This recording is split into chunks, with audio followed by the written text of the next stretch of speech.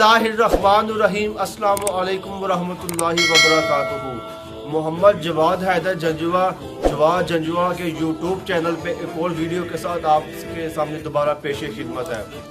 आज हम बात करने जा रहे हैं एक मशहूर ड्रामा जो कि ना सिर्फ पाकिस्तान में बल्कि दीगर ममालिक में भी अपनी मकबूलियत के झंडे गाड़ चुका है। अर्तुगरुल गाजी के नाम से एक तुर्क ड्रामा जो कि पाकिस्तान टेलीविज़न पर नशर किया जा रहा है।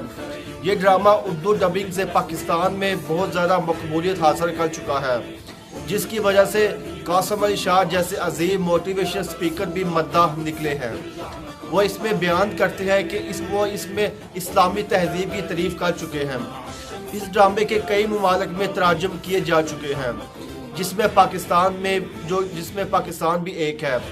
ये ड्रामा तुर्की में दिसंबर 2014 में नशर किया गया और इसके पहले सीज़न में 76 अक़सात को नशर किया गया।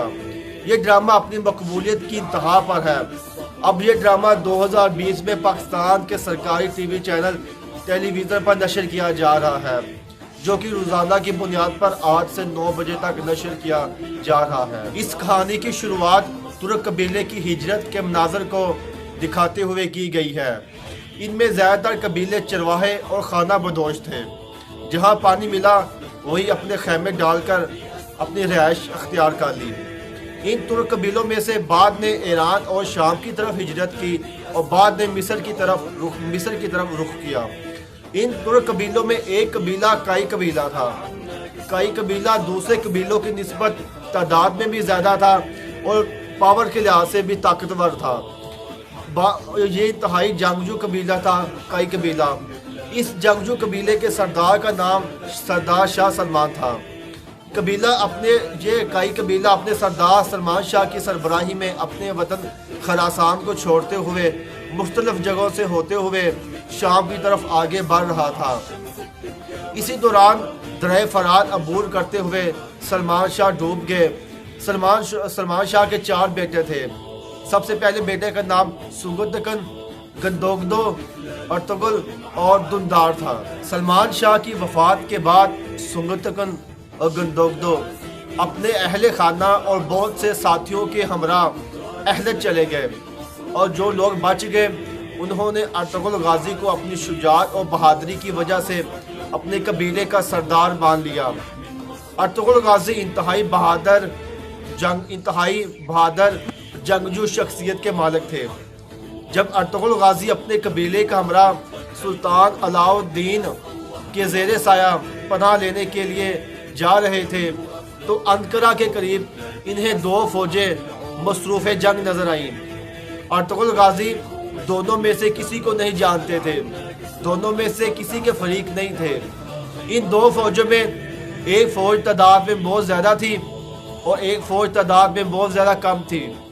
अर्तुगरुल गाजी ने तादाद में कम फौज वाले जो तादाद में कम थी उनका साथ देने का फैसला कर लिया, जबकि इनको ये मालूम नहीं था कि तादाद में कम फौज सुल्तान अलाउद्दीन की थी। इस तरह से जीतती हुई फौज हार मान गई।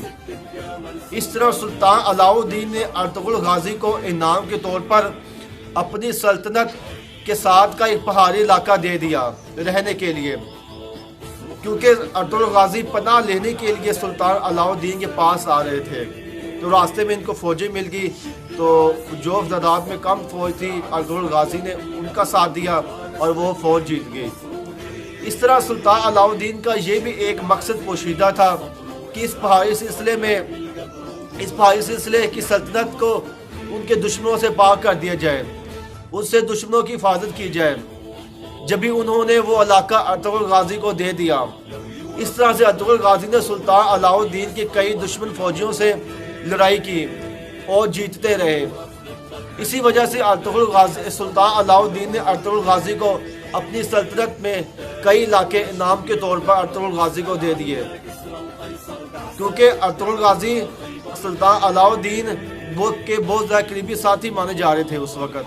तो काफ़ी सारे इलाके अर्तुगरुल गाजी ने अपनी शुजाअत और बहादुरी की वजह से जीत लिए। 1281 और बाद के नज़ीब 1288 में अर्तुगरुल गाजी ने 90 साल की उम्र में वफात पाई। उनकी जोजा हलीमा खातून सल्जुक शहजादे की बेटी थी। अर्तुगरुल गाजी के 3 बेटे थे, गंदोज, सावजे और उस्मान। अर्तुगरुल गाजी की वफात के बाद उनके छोटे बेटे उस्मान थे जो उनके जानशीन बने। अर्तुगरुल गाजी की तरह उस्मान गाजी भी इंतहाई बहादुर और जंगजू शख्सियत के मालिक थे।